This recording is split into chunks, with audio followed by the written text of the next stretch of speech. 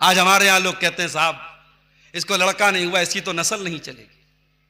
अरे अगर किसी को सिर्फ लड़कियां हैं वो दिल छोटा ना करे, जिसके सिर्फ लड़के हैं वो बहुत खुश नहीं है। दुनिया में आपकी औलाद नेक होना चाहिए मेरे साथियों। अगर आपको सिर्फ अल्लाह ने बेटियां दी हैं, अपनी किस्मत में नाज कीजिए। नबियों को अल्लाह ने बेटियां दी हैं, नबियों को अल्लाह ने बेटियों का बाप बनाया है। हमारे आखिरी नबी 4 बेटियों के बाप थे। तो बेटी अगर है तो दिल मत छोटा करो मेरे भाई। बेटा है तो बहुत अच्छी बात है, बेटा नहीं है कोई बात नहीं, इसमें कोई खराबी की बात नहीं, कोई कमी की बात नहीं। फरमाया मा काना मुहम्मदुन अबा अहदिम मिर रिजालिकुम, मुहम्मद सल्लल्लाहु अलैहि वसल्लम किसी मर्द के बाप नहीं है। वलाकिर रसूल अल्लाह, बल्कि वो अल्लाह के रसूल हैं। जब वो अल्लाह के रसूल हैं तो कान खोल के सुन लो, तुम्हारे लिए जो नियम बनाएगा कि 4 से ज्यादा तुम शादी नहीं कर सकते, मोहम्मद रसूलुल्लाह अल्लाह के रसूल हैं, अल्लाह ताला उनको इस नियम से छूट भी दे सकता है, तुम्हें इस पर कोई एतराज का अधिकार नहीं है। वलाकिर रसूल अल्लाह, वो अल्लाह के रसूल हैं, व खातमन नबिय्यीन, और वो आखिरी नबी हैं, उनके ऊपर सारे दीन को मुकम्मल कर दिया गया है, उनको आखिरी नबी बना के भेजा गया है। अगर वो रस्म रिवाज को नहीं तोड़ेंगे तो कौन तोड़ेगा? मेरे प्यारे साथियों, नबी ने जब लोगों की परवाह नहीं की तो तुम लोगों की परवाह क्यों करते हो? अपनी जिंदगी को अल्लाह और उसके रसूल के तरीके पर गुजारो। लोग क्या कहते हैं इसके चक्कर में मत पड़ो। लोग आपकी तारीफ करने के लिए आपके मरने का इंतजार करते हैं। और ये दुनिया, ये बड़ी जालिम दुनिया है मेरे साथियों। आज जुमा का दिन था, सूरह आला की तिलावत आपने जुमा की नमाज में सुनी होगी। सूरह आला की आयत भी आपके कानों से टकराई होगी। बल तुसिरूनल हयातद दुनिया वल आखिरतु खैरुन व अबका। मेरे बंदो, तुम दुनिया की जिंदगी को सब कुछ समझते हो, जबकि आखिरत की जिंदगी ज्यादा बेहतर और ज्यादा बाकी रहने वाली है।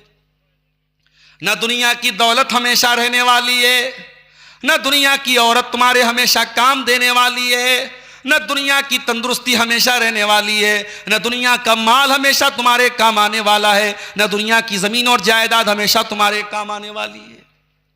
जैसे ही इंतकाल हो जाएगा, दिल की धड़कन बंद हो जाएगी, सारी जमीन जायदाद तुम्हारे वारिसों की हो जाएगी, औलाद की हो जाएगी, बीवी की हो जाएगी। तुम तो खाली हाथ दुनिया से जाओगे। 2 गज जमीन में तुमको दफनाया जाएगा, तुमको कफन के सफेद कपड़े में कफनाया जाएगा, और उस कफन में कोई पॉकेट भी नहीं होगा, कोई नोटों की गड्डी लेके नहीं जाओगे, कोई करेंसी लेके नहीं जाओगे, कोई चेकबुक लेके नहीं जाओगे, खाली हाथ दुनिया से जाओगे। एक साहब ने एक दिन मसला पूछा, मौलवी साहब घर में अब्बा का इंतकाल हो गया है, और इंतकाल के बाद जब मैयत को नहलाना होता है तो मैयत के बॉडी पर जो कपड़ा होता है शरीर पर, वो तो उतार नहीं सकते, तो उसको कैंची से काट देते हैं। तो कहा कि मौलवी साहब उस कपड़े का क्या करें? मैंने कहा भाई वो कपड़ा अब तो इस्तेमाल के लायक तो नहीं है, काटा जा चुका है उसको, तो उस कपड़े को आप कहीं फेंक दीजिए, डिस्ट्रॉय कर दीजिए, नष्ट कर दीजिए। उस कपड़े से कोई तबर्रुक हासिल थोड़ी करना है, और वो कपड़ा कोई मनहूस कपड़ा भी नहीं है। आप चाहें तो उसको रख लें अगर कोई काम की चीज, वरना फेंक दीजिए, कोई मसला ही नहीं है उसका। लेकिन आप सोचो मेरे प्यारे साथियों, आज हमारी औरतें बड़े शौक से अपनी सहेलियों को बताती, अपनी देवरानी जेठानी अपनी देवरानी को बताती है, देख मेरे पास इतनी साड़ी है, इतने सूट है, इतना जो है मेरे पास फला कपड़ा है। हाय हाय हाय। और इंसान मरता है तो इतना मजबूर है कि उसकी बॉडी से कपड़ा कैंची से काट के उतारा जा रहा है। ऐ इंसान, तू सिर्फ अपनी मौत पर गौर कर तो शायद तू दुनिया से दिल लगाना छोड़ देगा। दुनिया में आप नहाने जाते हैं, जाड़े का मौसम आया, गीजर लगा दिया है। मैं कहीं जाता हूं इस सर्दी के मौसम में, तो लोगों बाथरूम में भाई गीजर लगाए, नहीं लगा तो गर्म पानी लाओ, ठंडे पानी से नहीं नहा सकते। सफर में है, गला बैठ जाएगा, सर्दी जुकाम हो जाएगी, तकरीर करना है हमको। अल्लाह अकबर। मरने के बाद कौन पूछता है भाई? मरने के बाद कौन पूछता है कि गर्म पानी से नहाना है कि ठंडे पानी से नहाना है? जिंदगी भर हमेशा गीजर के पानी से नहाता रहा, आज नहलाने वाला नहीं पूछ रहा है कि तुझे ठंडे से नहलाऊं कि गर्म से नहलाऊं। दुनिया में अपने पसंद के साबुन से नहाता रहा, लाइफ बॉय से नहाता रहा, डव से नहाता रहा, बाल पर पसंद का शैम्पू लगाता रहा, चेहरे पर फेस वॉश लगाता रहा, दाढ़ी पर सीरम लगाता रहा, बॉडी पर लोशन लगाता रहा। आज मरने के बाद तुझे दूसरे नहला रहे हैं। कोई तेरी गंदगी साफ कर रहा है, कोई तेरे बदन पे पानी डाल रहा है, कोई तुझे कफन का कपड़ा कफना रहा है, और नहलाने के बाद कफनाने के बाद अपनी फॉर्च्यूनर पे चलने वाला, अपनी रूफ टॉप वाली गाड़ी से सर निकाल के दुनिया को अपनी शान शौकत दिखाने वाला आज जब मर गया है, जनाजा निकला है, तो 4 लोगों के कंधे पे सवार होकर कब्रिस्तान जा रहा है और दुनिया को ये पैगाम दे रहा है, हो लोगों, बहुत मैंने जिंदगी गुजार ली, अब अपना अमल लेकर के अल्लाह के पास जा रहा हूं, अपनी नेकी लेके अल्लाह के पास जा रहा हूं, अपना गुनाह लेके अल्लाह के पास जा रहा हूं। अब ना कब्र में तुम मेरे काम आओगे, ना कयामत के दिन तुम मेरे काम आओगे। कब्र में उतारा जा रहा है, बेटे की आंखों से आंसू बह रहे हैं, बाप का जनाजा है, भाई की आंखों से आंसू बह रहे हैं, भाई का जनाजा है, मगर भाई अपने बाप के साथ कब्र में अपने भाई के साथ सोने को तैयार नहीं है, बेटा अपने बाप के साथ जनाजे के साथ सोने को तैयार नहीं है। अरे सोना तो बहुत दूर की बात है, 24 घंटे से ज्यादा कोई डेड बॉडी नहीं रखता है, कोई शरीर को नहीं रखता है। अरे जल्दी से दफना दो वरना बॉडी में से महक आने लगेगी, बदबू आने लगेगी। और जिस हिसाब से ऑनलाइन का दौर चल रहा है, मेरा जुमला नोट कर लीजिए, आने वाले 10-20 सालों के बाद यह भी होगा, बाप का इंतकाल होगा, बेटा फोन करेगा ऑनलाइन, हाँ भाई आ जाओ, कफना दो दफना दो मेरी जान छूटे। वो दौर भी आने वाला है, सब ऑनलाइन होगा, तो बाप का जनाजा भी ऑनलाइन करवाया जाएगा। कोई इमाम साहब पैसा लेके जनाजा पढ़ा देंगे, कोई कब्र बनाने वाला कब्र में बेटा बस घर में बैठ के दुआ कर देगा, वो पता नहीं दुआ भी करेगा कि नहीं करेगा। इसीलिए मैं कहता हूं, अपनी औलाद में से किसी एक बच्चे को आलिम बनाओ। उत्तर प्रदेश में एक जगह है मुबारकपुर, वहां एक जनाजे में मैं गया, वहां एक बहुत बड़े मौलाना का जनाजा था, मौलाना फजल हक मुबारकपुरी। उनके 5 बेटे हैं, सब आलिम है माशाअल्लाह। बाप का जनाजा आया, हर बेटा इस काबिल है कि बाप का जनाजा पढ़ा सकता है। बड़े बेटे ने जनाजे की नमाज पढ़ाई। वो मंजर देखकर मेरा दिल बाग बाग हो गया कि अल्लाह, ऐसा भी जनाजा होता है कि हर बेटा इस काबिल हो कि बाप की जनाजे की नमाज पढ़ा सके। मेरे भाइयों, हो सके तो अपने किसी एक बच्चे को तो इस काबिल बनाओ।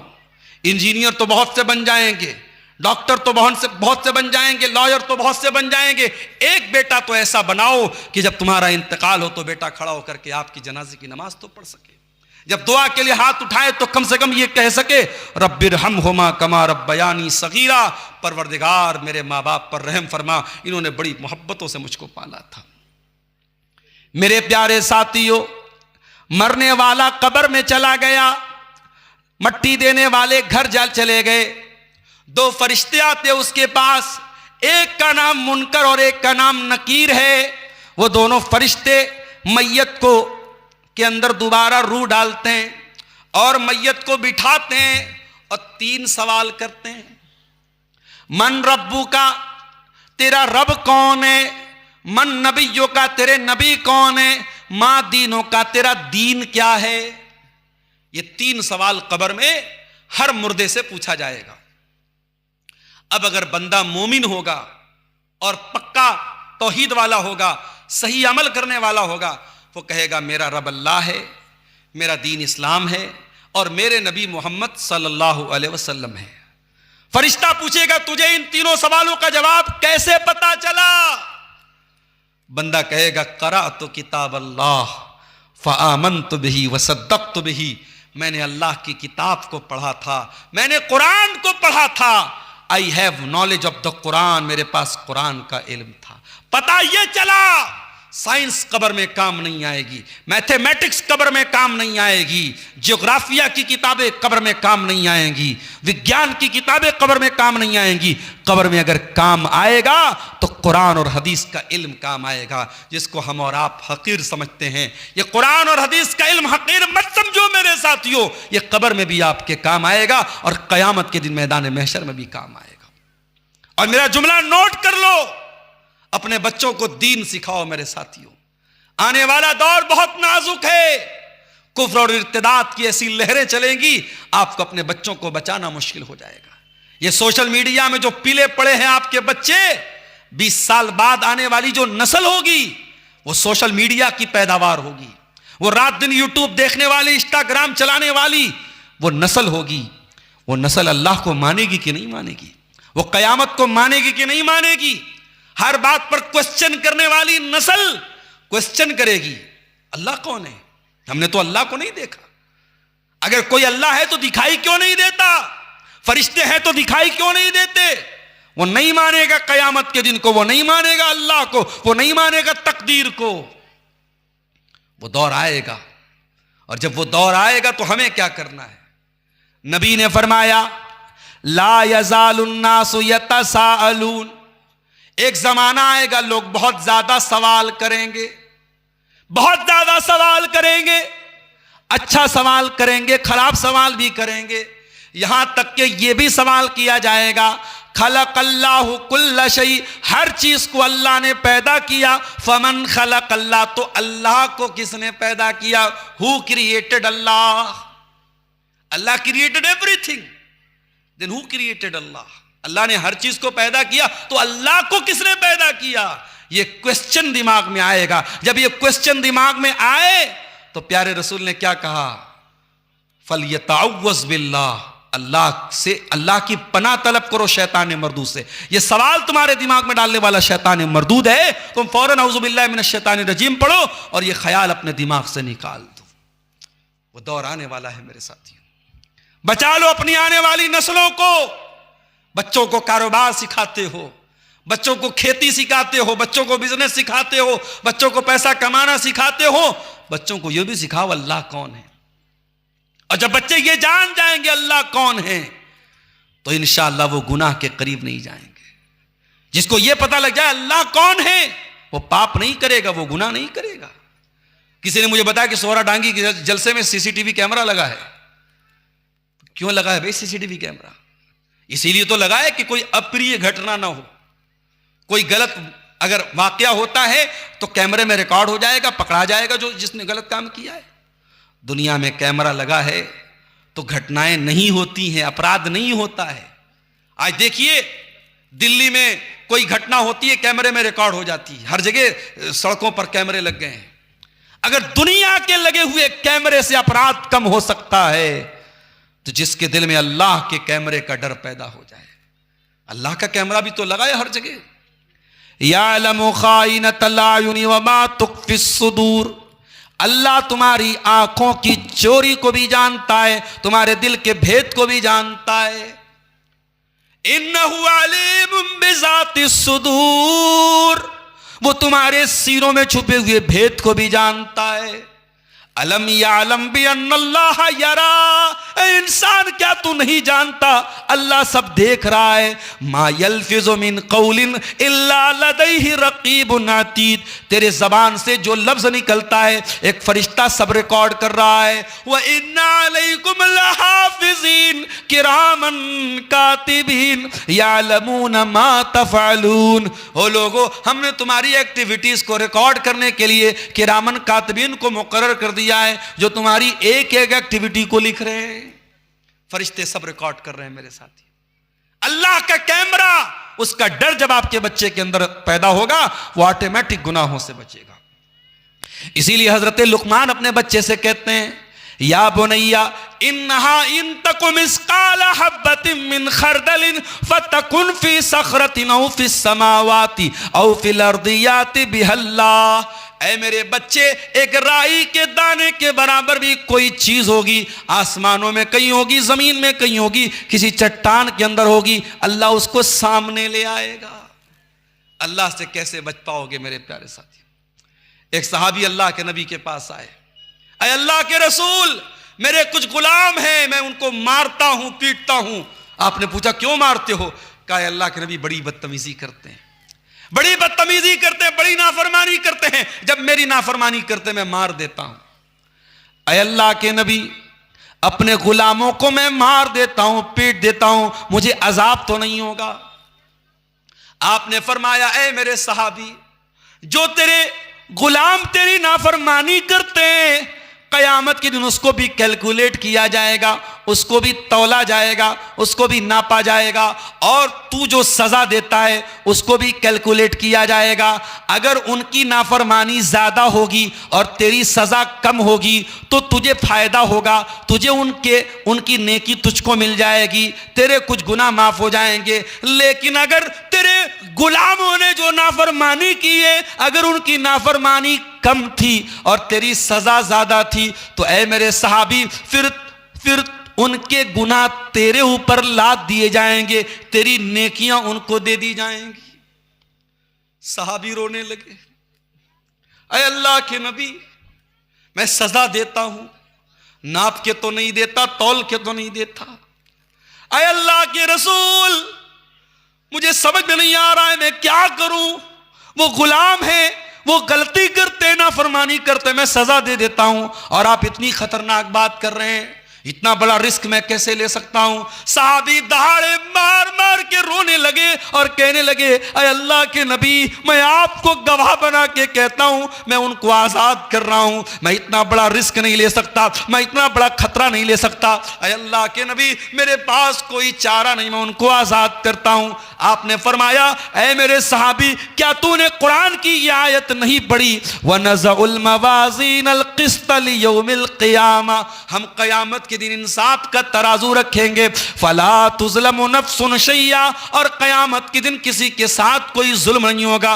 व इन काना मिस्काला हब्बतिन मिन खरदलिन अतैना बिहा, एक राई के दाने के बराबर भी कोई चीज होगी तो सामने आ जाएगी। मेरे नौजवानों, वो चीज आपके अंदर तभी पैदा होगी जब आप अल्लाह को जानेंगे। और इसीलिए कुरान कहता है, इन्नमा यख्शल्लाह मिन इबादिहिल उलमा, अल्लाह से हकीकत में वो डरते हैं जो उलमा होते हैं। उलमा का मतलब सिर्फ वही लोग नहीं जिनके पास मदरसों की डिग्री हो, आप भी उलमा में शुमार हो सकते हैं। दुनिया आपको आलिम न माने, लेकिन अगर आप अल्लाह को जानेंगे, अल्लाह की सिफात के बारे में जानेंगे, तो जितना आप अल्लाह को जानेंगे उतना आपके दिल में अल्लाह का डर पैदा होगा। इन्नमा यख्शल्लाह मिन इबादिहिल उलमा, अल्लाह से उसके बंदों में हकीकत में अल्लाह को जानने वाले डरते हैं। सवालात व जवाबात का सिलसिला भी कुछ शायद आएगा। इस गांव में आज जब मैं आया तो आते ही एक सवाल मेरे सामने आया, जिस मस्जिद की तामीर का मामला है, उसी मस्जिद से मुताल्लिक एक सवाल आया, बड़ा अहम सवाल है, इसको गौर से सुनिएगा। मस्जिद की ज़मीन जिन लोगों ने वक्फ की है, दान की है, उनके आबा व अजदाद में से किसी की कब्र भी है वहां पे, और वो जो कब्र है वो मस्जिद की बाउंड्री के अंदर है। तो अब मुझसे भाइयों ने पूछा कि मौलाना उस कब्र का क्या किया जाए। शरीयत का मसला क्या है, बहुत क्लियर तरीके से सुन लीजिए। शरीयत का मसला यह है कि ना तो कब्र के ऊपर मस्जिद बनाई जा सकती है, ना मस्जिद में कब्र बनाई जा सकती है, और किसी मस्जिद में अगर कब्र हो तो उस मस्जिद में नमाज पढ़ना जायज नहीं है। और तमाम अहले हदीस उलमा का इस बात पर इत्तेफाक है, क्योंकि कुरान और हदीस के दलाइल उसके ऊपर मौजूद है। अब सवाल यह पैदा होता है कि अगर कोई कब्र है, तो अगर वो मस्जिद से सटी हुई कब्र है, तो हम ये देखेंगे कि वो मस्जिद की हुदूद में है कि नहीं है। अगर वो मस्जिद की बाउंड्री के अंदर है तो फिर वो मस्जिद के अंदर मानी जाएगी, और फिर उस कब्र का मस्जिद में रखना ये मुनासिब बात नहीं है। तो अब अगर कोई मस्जिद का निर्माण करना है, बनाना है, और वहां पे कब्र है, तो क्या किया जाए। तो उलमा ने लिखा कि दो तरीका है। अगर वो कब्र अभी ताजी है तो कब्र में जाहिर है कि अभी लाश बाकी होगी, उस लाश को इज्जत और एहतराम के साथ निकाल के कहीं और ट्रांसफर कर दिया जाए। और दूसरा रास्ता यह, अगर कब्र बहुत पुरानी है, और जब पुरानी कब्र हो जाती है तो जाहिर है कि इंसान का शरीर मिट्टी में गल जाता है, शायद कुछ हड्डियां बचें, वरना वो भी नहीं बचती, बहुत जमाना गुजर जाए। तो उलमा ने कहा कि ऐसी सूरत में हम क्या करेंगे कि कब्र की जाहिरी शक्ल को हम खत्म करके जमीन के बराबर उसको फ्लैट कर देंगे। जैसा कि अल्लाह के नबी ने जब मस्जिद नबवी की जब ज़मीन खरीदी थी तो वहाँ मुशरिकीन की कुछ कब्रें थी, तो अल्लाह के नबी ने उनकी हड्डियाँ वगैरह निकाल के उसको प्लेन कर दिया, फ्लैट कर दिया। अब लेकिन यहाँ मसला ये है कि जाहिर है कि वो मुसलमान की कब्र है, और जिन लोगों ने मस्जिद दान की है उन्हीं की आबा अजदाद में से किसी की कब्र है। तो उस कब्र के बारे में मुझे जो बात ज़्यादा मजबूत समझ में आ रही है, सही समझ में आ रही है, बाकी मैंने यहाँ के ज़िम्मेदारों से कहा कि आप यहाँ के जो इलाकाई उलमा हैं, चूँकि ये एक सीरियस मसला है और मस्जिद बन जाएगी तो फिर कंट्रोल करना मुश्किल हो जाएगा।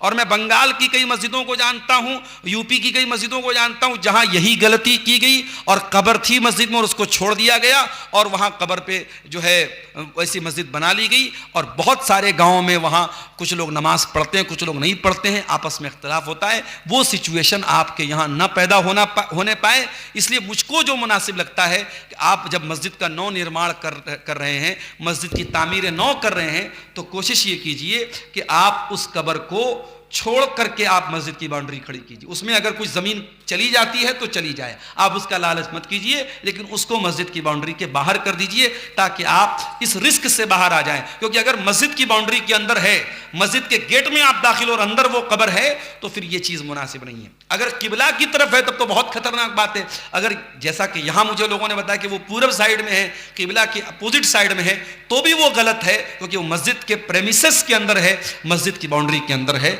इसलिए उसका मस्जिद में होना ठीक नहीं है। वल्लाहु आलम बिस्सवाब। आप इस सिलसिले में अपने इलाकाई उलमा से तहकीक ज़रूर कर लें। मेरे प्यारे साथियों, मैं अर्ज़ ये कर रहा था कि आज हमारा जो नौजवान है वो गाफिल पड़ा हुआ है, कभी क्रिसमस मना रहा है, कभी नया साल मना रहा है। और जो तकरीर के शुरू में मैंने जो आयत पढ़ी थी, कुरान के 17वें पारे की पहली आयत, वो आयत हमें एक मैसेज दे रही है, इक़्तरब लिन्नासि हिसाबुहुम वहुम फी गफ़लतिन मुरिज़ून, के लोगों के हिसाब का टाइम करीब आ चुका है लेकिन लोग फिर भी गफलत में पड़े हुए हैं। जब परीक्षा का टाइम आता है तो बहुत बेवकूफ़ किस्म का स्टूडेंट जो पढ़ाई में कभी ध्यान नहीं लगाता है, वो भी बैठ करके पढ़ाई करता है, मेहनत करता है। जिसको पास होना है, जिसको ये पता है अगर मैं फेल हो जाऊंगा तो मेरी ज़िंदगी बर्बाद हो जाएगी, वो मेहनत करता है। मेरे भाइयों, हमारे हिसाब का टाइम करीब आ चुका है। मौत कभी भी आ सकती है। वजाअत सकरतुल मौत बिल हक़्क़ि ज़ालिका मा कुन्त मिन्हु तहीद। मौत आएगी और जिस दिन मौत को आना होगा, हम 1 मिनट पहले मर नहीं सकते, 1 मिनट बाद में नहीं मर सकते। दुनिया ने बहुत तरक्की कर ली लेकिन मौत का इलाज अभी तक तलाश नहीं किया जा सका।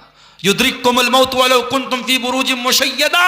तुम शीशा पिलाए हुए दीवारों के अंदर कैद हो जाओ, तब भी मौत तुमको आकर के रहेगी। मेरे प्यारे साथियों, इसके पहले कि मौत आए हम उस हिसाब की तैयारी कर लें। ये 2-3 सवालात आए हैं जिसको जवाब देख लेते हैं। ग्रुप लोन का यहां ज्यादा चर्चा है, क्या होता है ग्रुप लोन में? शेख तौहीद साहब कुछ बताइए आप।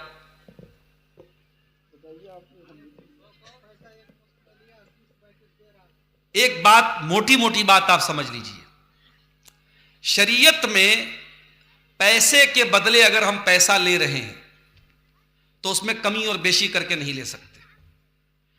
अगर मैंने आपको 1 लाख रुपया दिया और यह तय करके दिया कि आप मुझे वापस 1,20,000 लौटाएंगे, तो वो 20,000 शरीयत की नजर में सूद है, ब्याज है, हराम है, रिबा है।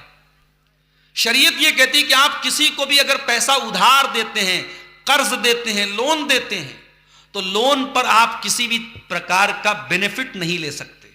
इसीलिए अगर आप कोई सामान गिरवी रखते हैं किसी के पास, तो गिरवी सामान रख करके जो आपको लोन दे रहा है, उस गिरवी सामान से अगर वो बेनिफिट उठा रहा है तो वो भी सूद में आता है, वो भी हराम है। इसलिए बहुत सारी जगहों पे क्या होता है कि मकान लोग किसी को किराए पे देते हैं तो उसकी शक्ल क्या है कि 10 लाख रुपया वो एडवांस ले लेते हैं पूरा, और उसको मकान रहने के लिए दे देते हैं। अब वो 2 साल, 4 साल, 5 साल रहता है और फिर जब जाने लगता है वो 10 लाख उठा के वापस देते हैं। उलमा ने इसको भी हराम कहा है, ये भी सूद की एक शक्ल है। क्यों? क्योंकि आपने 10 लाख के बदले 10 ही लाख दिया है, मगर बेनिफिट क्या आपने उठाया? मकान में रहने का बेनिफिट आपने उठाया। तो कर्ज पे किसी भी प्रकार का बेनिफिट उठाना ये इस्लाम में जायज नहीं है। इमाम अबू हनीफा रहमतुल्लाह अलैह ने एक आदमी को कर्जा दिया और वो कर्जा नहीं लौटा रहा था। इमाम साहब एक दिन उससे मिलने के लिए गए, गर्मी का मौसम था और उस आदमी के घर के दरवाजे के अंदर पेड़ वगैरह लगे हुए थे और ठंडा पानी भी वहां पर था।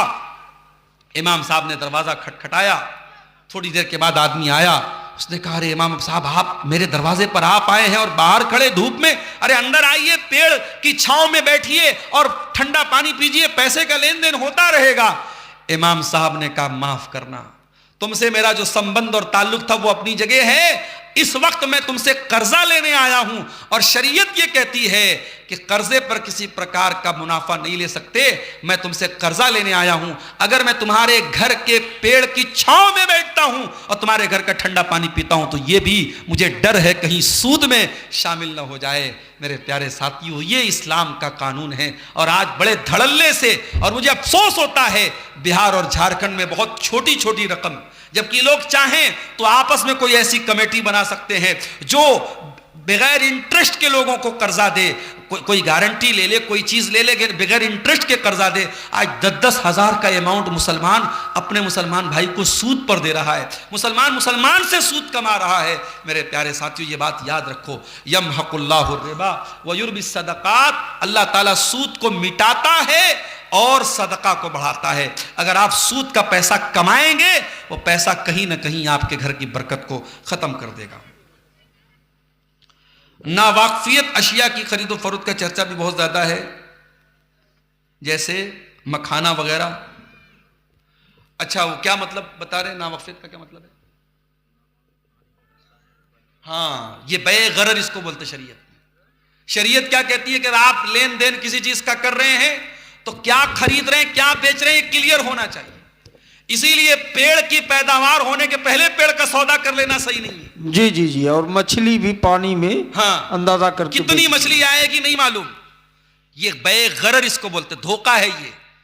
शरीयत हमारी अल्लाह की बनाई हुई शरीयत है, इसमें ट्रांसपेरेंसी है। हम आपसे कोई सौदा कर रहे हैं, शरीयत ये कहती है कीमत भी क्लियर होनी चाहिए और जो सामान हम खरीद रहे हैं या बेच रहे हैं वो भी क्लियर होना चाहिए। अगर कहीं से भी उसमें कोई चीज क्लियर नहीं है तो फिर वो सौदा शरीयत की नजर में सही नहीं है। अकीका का गोश्त माँ बाप खा सकते हैं या नहीं खा सकते? बिल्कुल खा सकते हैं। अकीका के गोश्त में कोई हर्ज की बात नहीं है, माँ बाप खा सकते हैं, पूरे परिवार को खिला सकते हैं, गरीबों को बांट सकते हैं। उसमें कोई पाबंदी आपके ऊपर नहीं की गई कि आपको यही करना है, आप अपनी मर्जी के मालिक हैं। असल चीज क्या है, अल्लाह के नाम पे एक जानवर ज़बा होना चाहिए जो शरीयत की कंडीशन के मुताबिक हो और वो अकीका की नीयत से ज़बा होना चाहिए, बस। उसमें कोई ऐसा मसला नहीं कि माँ बाप नहीं खा सकते, बिल्कुल खा सकते हैं। वल्लाहु आलम बिस्सवाब। मैयत का ऐलान मस्जिद के माइक से करना कैसा है? आज के खुतबे में किसी आलिम ने कहा कि बिदअत और इस मसले को लेकर गांव में बहुत हलचल है। देखिए, हदीस में मैयत का ऐलान दौरे जाहिलियत के तरीके से जो होता था उसको अल्लाह के नबी ने मना किया है। इत्तला देने के लिए अगर ऐलान किया जाए तो वो मना नहीं है। भाई आज गांव में तमाम लोगों को मालूम हो जाता है मस्जिद के माइक से ऐलान होता है, उसमें क्या हरज की बात है?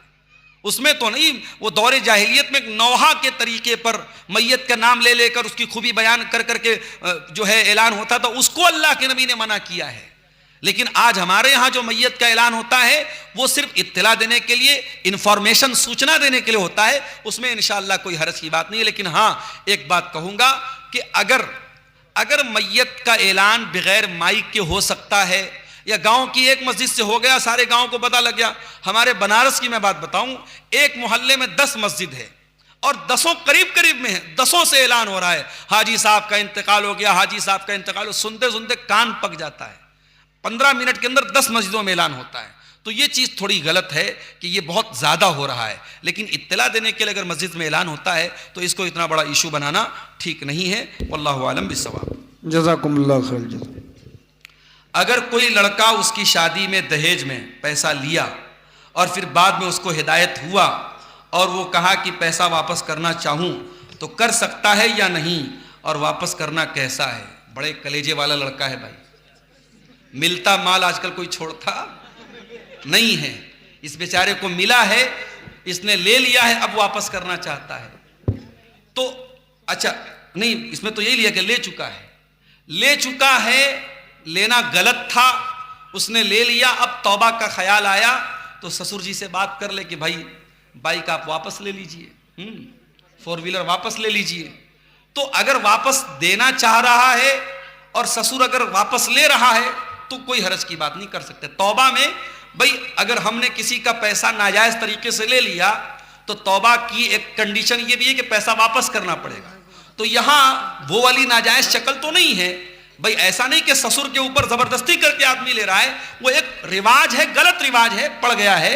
लेकिन अगर इंसान तौबा कर रहा है और उसका ख्याल है कि वापस कर देना चाहिए और ससुर ले रहा है तो वापस कर दे, कोई हर्ज की बात नहीं। ससुर अगर इनकार कर रहा है, नहीं भाई हमने दे दिया, हम वापस नहीं लेंगे, तो अब चूंकि तौबा कर चुका है तो इंशाल्लाह गुनहगार नहीं होगा। लेकिन अगर तौबा कर लिया है तो एक बार ट्राई कर ले, शायद ससुर मान जाए। लेकिन अब आजकल क्या होता है, 50,000 की बाइक है, 2 साल बाद आप वापस करेंगे तो 25,000 की पड़ेगी, वो है हाफ वैल्यू हो जाएगी। तो आप देख लीजिए, एक बार ससुर जी से बात कर लीजिए। ससुर जी भी सोचेंगे कि हम वापस ले लेंगे, हमारी लड़की को ना वापस भेज दें, वो इतना बड़ा रिस्क लेंगे नहीं, मेरे ख्याल से मना कर देंगे। लेकिन अगर ले ले तो आप वापस कर सकते हैं। चंदा बहुत कम हुआ है, इसलिए आप हजरात से गुजारिश है कि और 10 मिनट मौलाना डॉक्टर अब्दुल गफ्फार साहब सलफ़ी हैं कुर्सी पर, आप इनसे आए, मुसाफा करें और मस्जिद के लिए चंदा रखते जाए। जैसे मौलाना जर्जी साहब की तकरीर में होता है 20,000 30,000 चंदा हो जाता है, आप लोग भी आके मुसाफा करें। और जितने चैनल वाले हैं, मौलाना अब्दुल गफ्फार साहब मना नहीं करते हैं, सबको तकरीर रिकॉर्डिंग का मौका, अच्छा खासी कमाई है, इसलिए आप लोग भी 100-500 जो हो सके चंदा दे के जाइएगा मस्जिद के लिए। आइए सब लोग मुसाफा कीजिए मौलाना से। सवालात 1-2 और हैं, जवाब दे के बाद ख़त्म करते हैं। अगर कोई गैर मुस्लिम फ़ोन किया और नमस्कार बोला तो हम उसको जवाब में उसको क्या कहेंगे आदाब के लिए? देखिए, ये भारत जैसे मुल्क में जहाँ मल्टी कल्चर है और मुख्तलिफ मज़ाहिब के बीच में आप रहते हैं, ये बड़ा अहम सवाल है, इसका सामना भी हमको करना पड़ता है। तो नमस्कार का एक लफ्ज़ ऐसा है कि इसके कई माना होते हैं। संस्कृत में नमन के माने किसी का एहतराम करना भी होता है, सम्मान करना, किसी के आगे झुकना भी होता है, किसी को सजदा करना भी होता है। और नमस्कार का मतलब कि मैं आपको नमन करता हूं, तो भाई एहतराम भी एक माना हो गया, झुकना भी एक माना हो गया, और इबादत के माना में भी नम का लफ्ज़ इस्तेमाल होता है। तो ये लफ्ज़ मशकूक लफ्ज़ है, डाउटफुल लफ्ज़ है, इससे हमें अवॉइड करना चाहिए।